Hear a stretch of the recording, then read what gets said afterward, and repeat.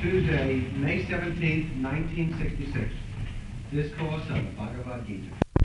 Discussing the 6th chapter of the Gita, which is called Yoga of Meditation. We are discussing that those who want to reach perfection in yoga practice, for them this is disinterested work or work with spiritual motive is the way. And those who have reached perfection in yoga practice, that means in meditation, for them works fall off automatically, spontaneously. Not that they do not work, but no longer they have the I sense that they are doers, they have not that sense. Therefore, they do not work. Practically, they do not work because they have not the sense that they are workings. They are made the instruments in the hands of God, or they realize, they feel, literally they feel they are not doers. Their I sense is completely gone. Ego has completely vanished. Therefore, they do not work. So man of realization does not work. They do not think they are working. They realized that that's literally the instruments in the hands of God. Many persons, after realizing the highest, do not live long because they have realized the goal of life.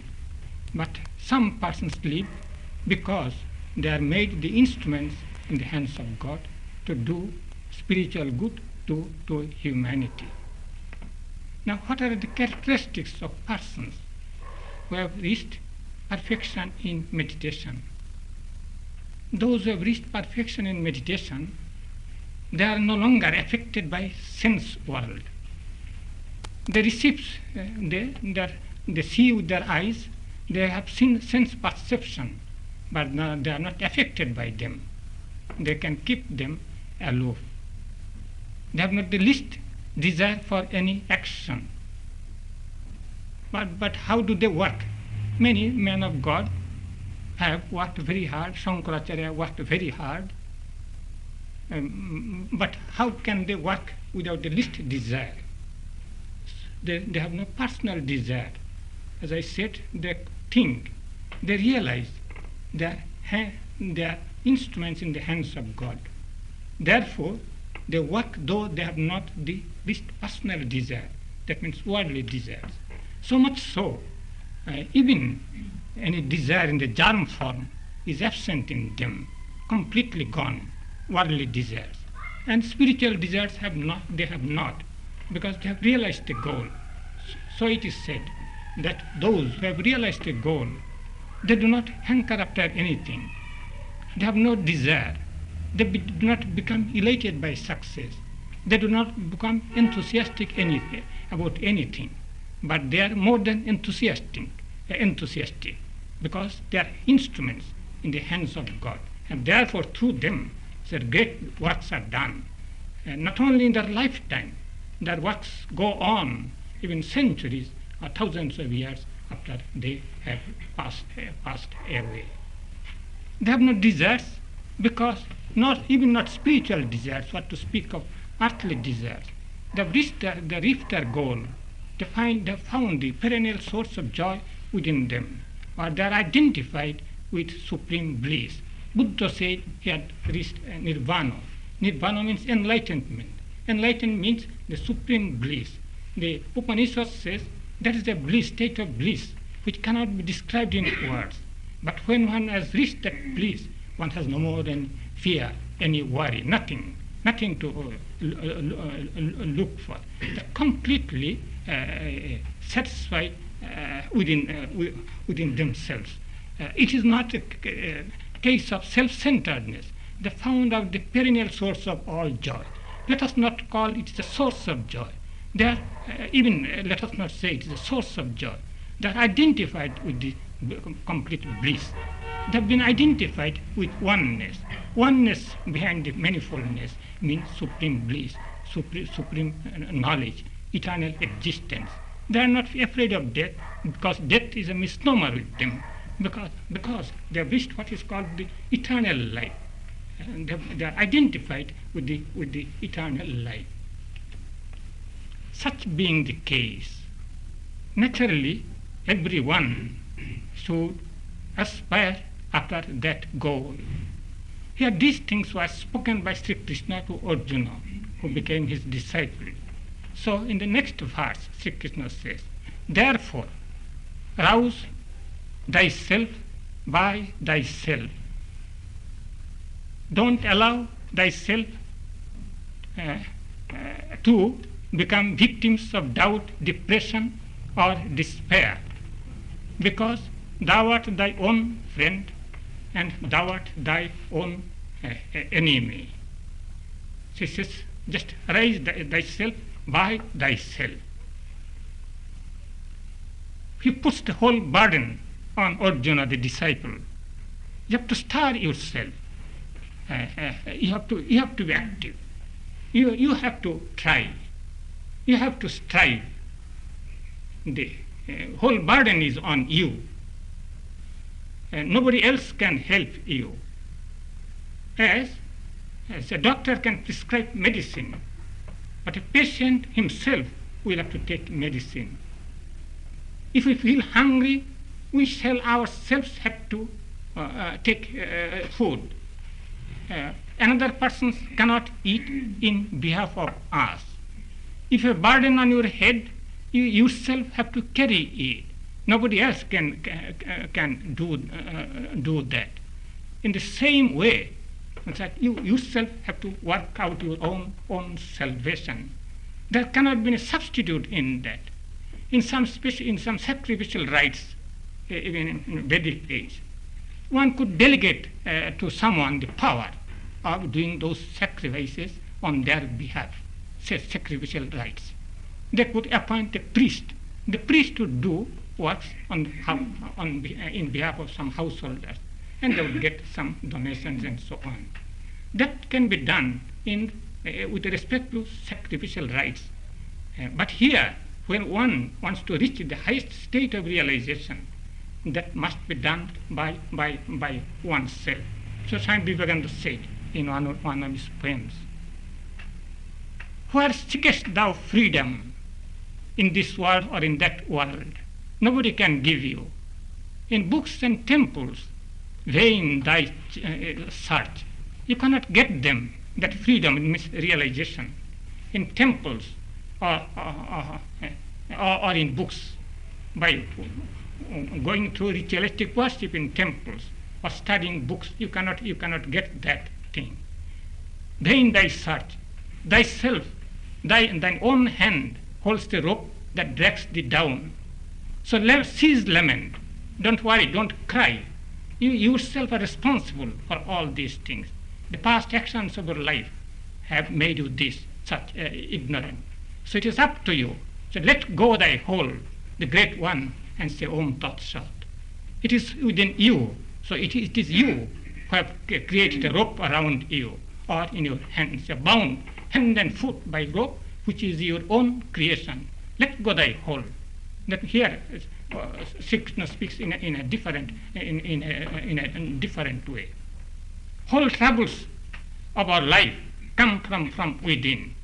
Swami Vivekananda, in one of his letters, he wrote, we Vedantis, in all difficulties, should ask this subjective question: why do we see this? Why do we see evil? Could we not conquer this with a love? Love means the sense of oneness. So why do we see these things? We ask this subjective question. All our troubles are subjective. They are our own creation. In the sense that we do not realize what we really are. These veils of ignorance are on us, and we continue it because we do not try for it. So we ourselves are responsible. So he said, no one else to blame for our troubles. Love comes reflected back as love. Hatred breeds more, fears hatred. We ourselves are to blame for if we analyze it. So why do we see evil? A man of God, a person who has full control over his mind, that means he has realized itself, and he sees different things. For him, the whole world is full of bliss. He does not see evil in that way. He is not affected by things. He lives in another world. From a high top, he sees the foolishness of all of us. He does not see evil. It is said when the mind is not under control, then we see either all evil. Some persons are so pessimistic. You will find they are complaining against everything. Nothing is good for them. Everything is bad. Then the mind is distorted. Mind is disturbed. But when the mind is under some control, they see the mixture of good and evil. I mean, when the mind is perfectly under control, everything is beautiful. Everything is joyous. In your life also you'll find sometimes you are in a very happy mood. Mind is not being disturbed by anything, no worry. For the time being you are fortunate enough. You'll find everything so good. And the trees, plants, and the moon, you look at the moon. But when there is some difficulty within, you would not look up. You would not, even in the full moon night, it is all dark for you. You would not see the light. You see the darkness. It is the reflection of the darkness within yourself. The whole universe is the projection of our own self. So it's when you blame others, when persons complain of others, it is their own creation.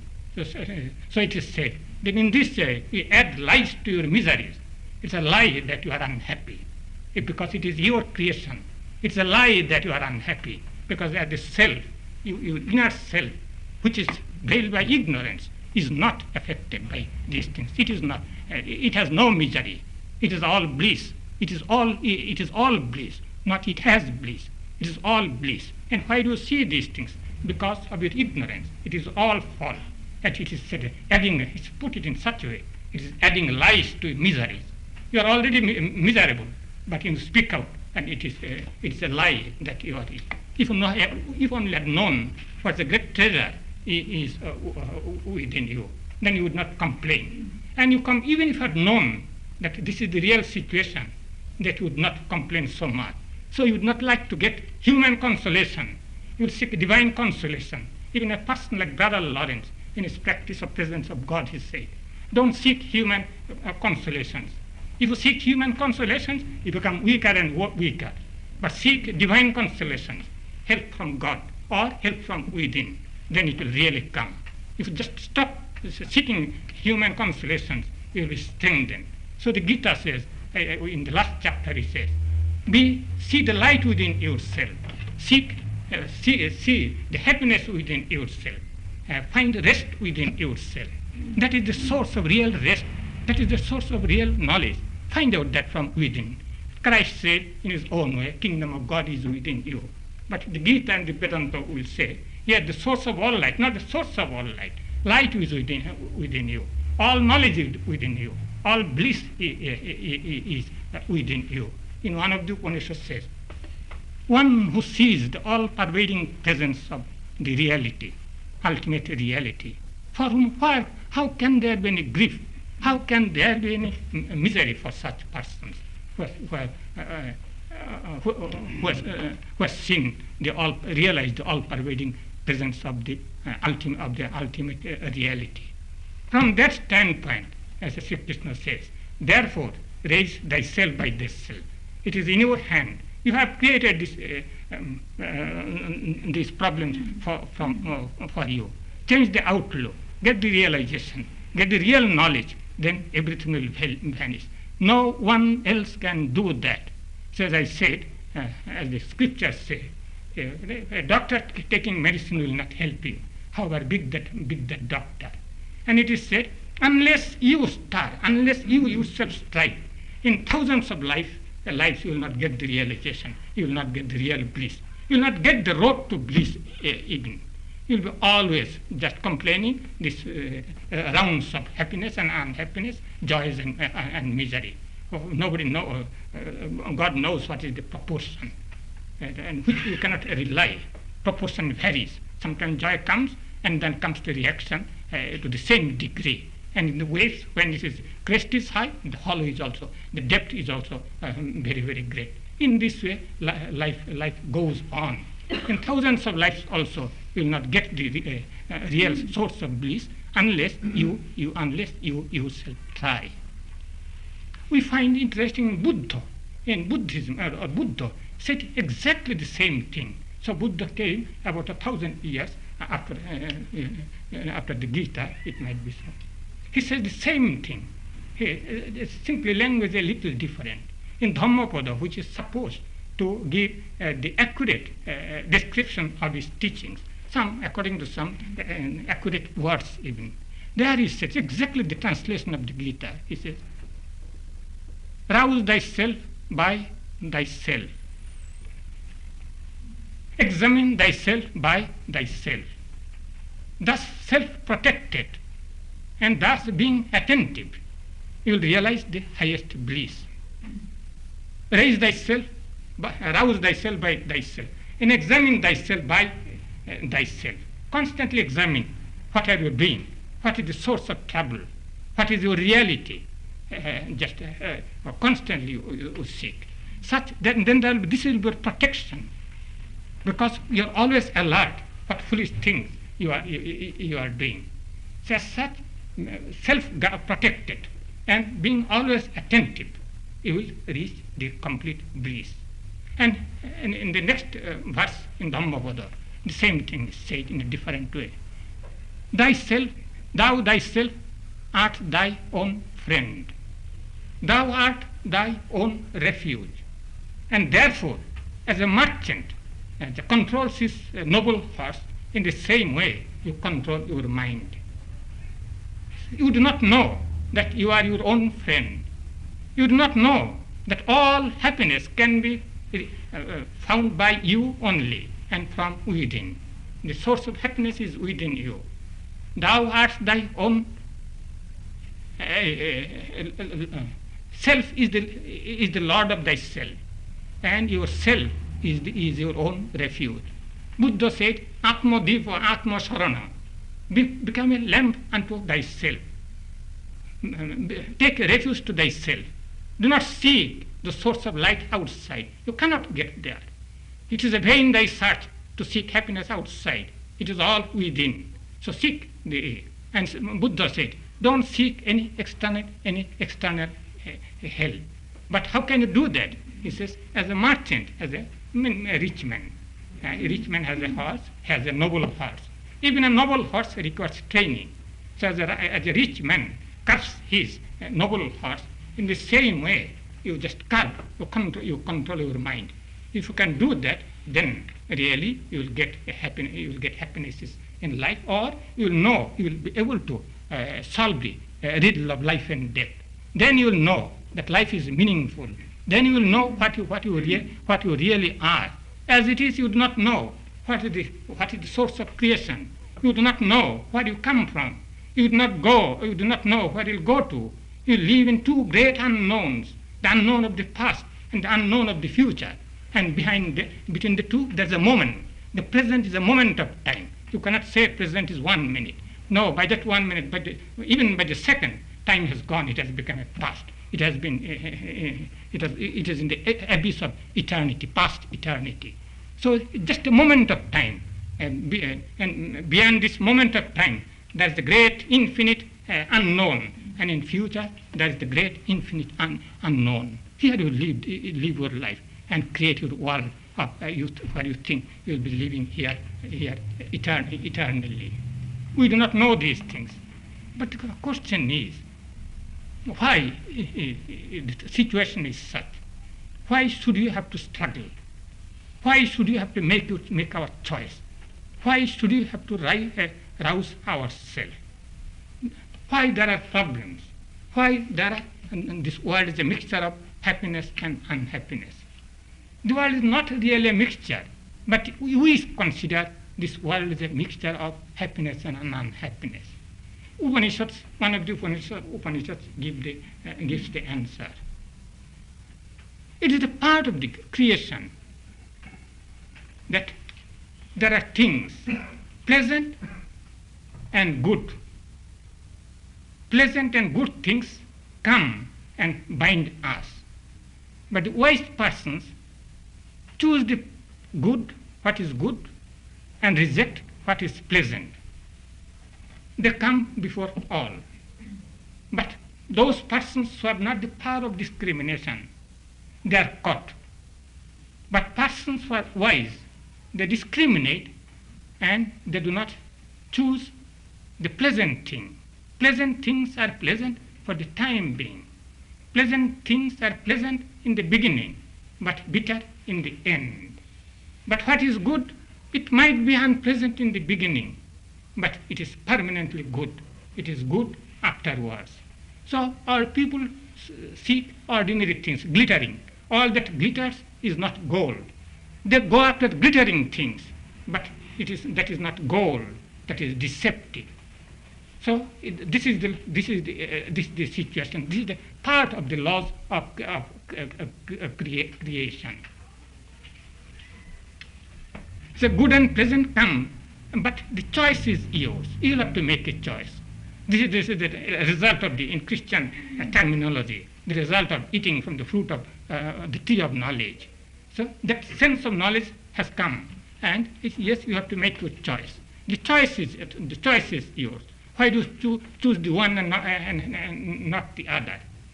This is the key to the solution of the problems of life. The choice is ours. God is not responsible. And this is the part of the creation. These are the laws of creation. Always will come, pleasant and good. It is you choose. It is up to you to choose. So here the thing, the rouse thyself by thyself, they choose what is right. How to choose that? Have discrimination, control of your mind. When the mind is under control, if you are not emotionally disturbed, if you can keep yourself calm, and if you can keep yourself serene, then you will have right perspective. But the choice is yours. It is said, Ramakrishna used to say, there's a kind of swan, and which can separate milk from water. So there is in milk, I think it's somewhat 87-90% of water and 10% of real other things. In any case, we cannot separate water from milk. But a kind of swan, a bird, it can separate milk, real milk, and from water and separate. Here also, for us, Ramakrishna is the man of God, can separate milk from water. That means in the world, they can find out the truth and reject what is falsehood. So here also, we have to cultivate that quality, so that you can discriminate between what is right and what is pleasant for the time being. Then the question is, how can one strive when one does not find strength enough? How can one try? But here you see, it is not the question of how much strength you have. It is the question of your choosing what you choose. In a self-service elevator, you have to choose whether it will go up and down. But the power is there. There is the electric power there. You have to choose whether it will go up or down. There is electric power there. Only when the electricity failed, we had a miserable time. Some persons I heard for 12 hours or 14 hours was caught in the elevator and could not go up and go down. In some building in New York, that too broke open the wall. And so there is the electric power there. In our life, the electric power is there. It is permanent. It will never fail. But for us to make the choice simply, whether it will go up and down. So it is said in spiritual life, you have to make an attempt. Nobody is strong enough. If one says that he is strong, he is weak. If one is conscious that one is weak, and if one looks for the source of strength, he is strong. So it is not the question of our strength. It is not the question of how much quantity or energy we can put into the work. It is the question of how much the intensity of desire. It is the question of our choice. So it is said, if your desire is intense, then you'll get it in no time. And they say that if you can take the name of Lord only once, intensely, sincerely, and honestly, you can get it at once, they will say. Those who speak in terms of devotion, they will say, if you have real love for God, if you pray to God only once, then you will realize God. Even in monism, it is said in the same way. Shankaracharya in one of his books says, who is a real aspirant? Real aspirant is such, seeing the vanity of things in the world, one is so much disturbed that one just seeks as if one is in a house of fire, that one seeks help. And he sees intensely, rather he sees the vanity of things, and so realistically that he seeks intensely the way out. And if his condition is such, then surely a teacher is bound to come. Then you'll find out the teacher who will say, my child, don't be afraid. There's a way out of that. And he'll give him the help. And when the teacher will give him the help, at once he will get the realization. It is said in the Upanishads, or there is some tradition. And when a teacher gives the instruction, he gets the, not reward, something has to be given as a recognition that he is a teacher, some things should be offered. In ancient times, they would come with faggots. The teachers were in the forest retreat. Important thing was to faggots for lighting, kindling fire. So the students come with faggots in their hand, some fuel, as a sort of offering. In any case, they say, as soon as you give the instruction, and the student is ready, and the teacher is powerful, at once will get the realization. So if you are really ready, it is not the question of how much you have done. There are cases when one would get the realization at once. Swami Vivekananda got it at once when Ramakrishna gave him the instruction. These things happen. These things are not simply imagination. These things happen. So here you see, it is not the question of what you do, how much you do. You have to, if you are intense in your desire. So there is an advantage. It is not as an unfriendly world we are put in it. We become unfriendly, we find the world unfriendly because we are unfriendly to ourselves, because we are the enemies of ourselves. We are not the friends of ourselves. Nobody else is your enemy, and nobody else is your friend in the sense. Nobody else can give you the help, not the help, can give you the realization. You will have to try. You will have to strive for yourself. You have to take the medicine. Your friends cannot do. Rather, your friends are obstacles sometimes. They have no sympathy for your ideal.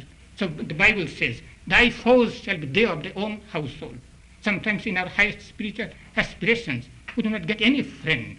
At that time, we cannot talk with anybody. Nobody will understand the pangs with which we are passing. When there is the spirit of dispassion, when there is the spirit of renunciation, or when there is the intense desire to break this dream of this creation, to break this riddle of life and death. One does not get any sympathy from any friend, worldly friends or worldly relation. So Christ said, thy foes, they shall be they of thy own household. Your greatest friends will be the greatest enemy in the path of spiritual life. It should be done by yourself. When you have that kind of desire, then it will come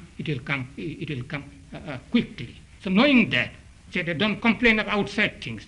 Just develop that desire. And as he said, choice is yours. Only if you seek, you will get it. If you knock, it will be opened for you. The door is closed, but the door is not locked. Here you have simply to knock, and you have simply to seek, and you will get it. He that seeketh, findeth. If your seeking is intense, if you long for it intensely, then you will get it at once. Not so intense, however, loudly we speak of spiritual things. Therefore, we have to go we have to strive from day to day, from year to year, to increase the intensity. But that also can be increased. That also can be increased. The initiative must come from ourselves. There must be initiative. Some amount of desire that must be. If there is some amount of, even some atom of sincere desire, it can be increased. But if there is not atom of desire, you cannot. And when there is the sincere desire, even a small part, a fraction of desire, then it can be increased. For the help is there, and every religious person will say that if you make an attempt, infinite grace will come to you. Just you have to make simply an attempt, and then the infinite help will come. So we cannot say that we are in hostile surroundings. We cannot say we are helpless. Here also, our mind betrays us. We ourselves, our friends, we ourselves, our enemies. And you see, even in giving direction to the mind is an instrument. Mind is the goal. Here, another dilemma. Raise thyself by thyself. You cannot raise yourself. When you are sitting on what we want to raise, you cannot do that. But life is full of paradoxes, and the answer also comes in paradoxical way. So it's raise thyself by thyself. How can you do that? He said, let us think of our mind. Mind gives trouble. Mind is an instrument. Mind is the goal. Mind is the instrument. With our minds, we think. With our mind, we can do spiritual practice. Mind feels happy. We can give certain amount of mind. We think there is pros and cons.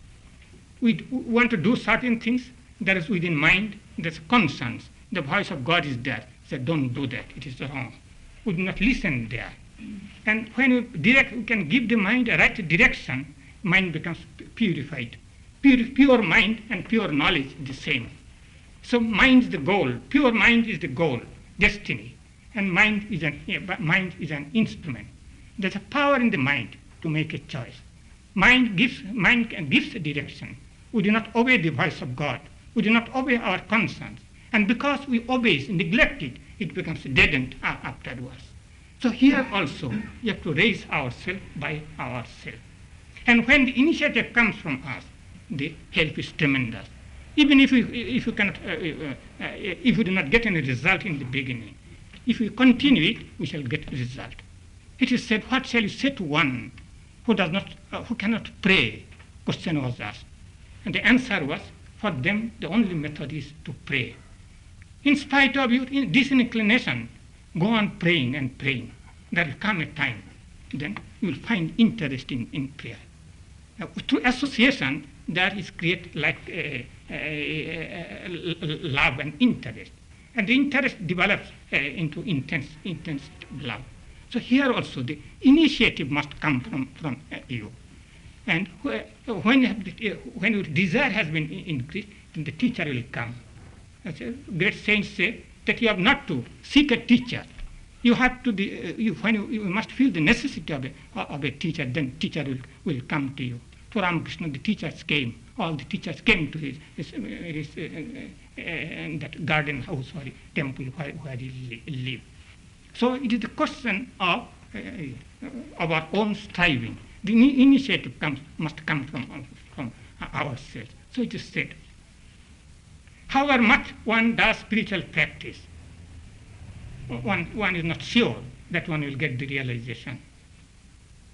But by doing spiritual practice, if one develops love for God, then the help from God will come.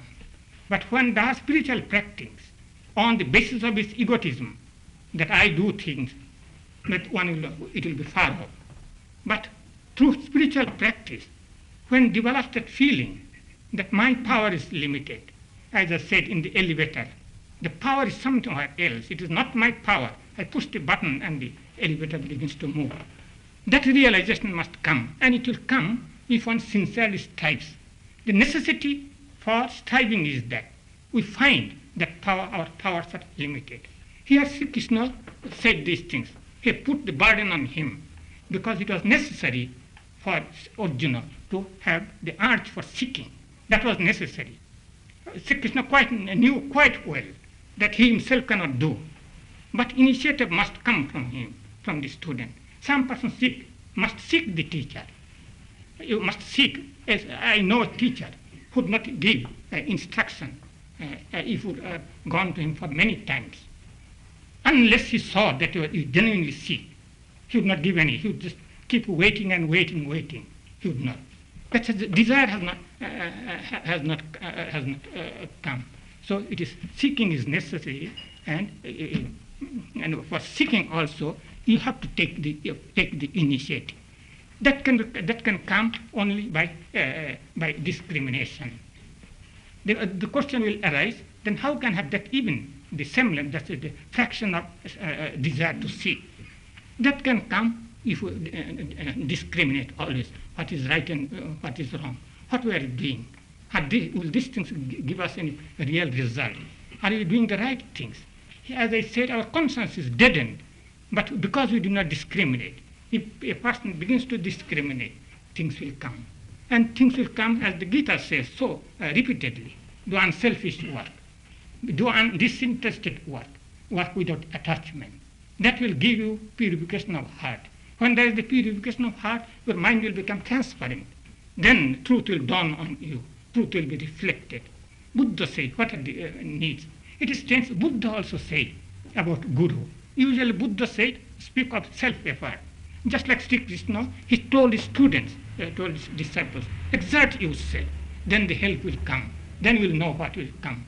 And in some cases, Buddha also spoke of teacher. In Dhammavoda, in one verse, he says, how to make a beginning. He said, a beginning can be made. Try to discipline your life. You cannot live a wild life and say always, we shall seek for meditation. You cannot do that. So try to discipline your life from day to day. And try to be contented with worldly things, not with spiritual things. And try to follow the directions in the scriptures, instructions in the scriptures. And strange thing, Buddha said, cultivate the company of mitra, means Pali word, that means mitra, that means friend. I do not know the commentaries what they say in Pali. In Sanskrit it is said, mitra here means teacher, a person who is serene, who is pure, and who is eager to help others. That means guru. So, if you do these things, if you live a disciplined life, if you cultivate the attitude of serenity, contentment, and if you try to follow the scriptures, the directions of the scriptures, and then you will find a teacher coming, or you will have the eyes to see. Otherwise, the teachers are there, you may not know. So when you develop these qualities, which can be done by individual attempts, and then you will come into contact with persons who are pure-minded, who are serene, who are eager to help us, others, really men of God. Then the help will come. So we have to make an attempt, then the help will come. All will say that make an attempt, and spiritual persons will say, just try a little, and you find God is waiting with outstretched hands for your help. Some will say that nothing can be done by His grace. It seems it's a gospel of laziness and not doing anything. It is not that. There is also the scope for initiative. Yes, nothing can be done by your attempts simply, unless grace from God comes. How will grace God will come? Pray for grace. That is the initiative necessary. You must pray, then grace will come. Or they will say that self-effort will be transformed into grace of God. You have to think now for the self-effort. So Arjuna is asked to make an effort. Effort is necessary. Let us not talk too much of grace and surrender all these things. Let us put our whole energy into the action as far as we can. We shall fail, but that does not matter. If we put forth our best energy, we are extremely earnest. That earnestness will be transformed into grace. Or in other words, we are earnest, God's help comes. So here Arjuna was asked to make an attempt to raise himself by himself. That is the beginning of spiritual life. This was true in the time of Arjuna. This is true in the present time. We have to bear our own crosses. We have to bear our own cup. We have to drink from the cup that has been assigned to us from the beginning. But we have to bear it. No use complaining. We have to make this effort. And if we make the effort, success is sure. Therefore, Sri Krishna said, thou thyself art thy own friend. Thou thyself art thy own enemy. Let us stop. Anybody is welcome to ask any question.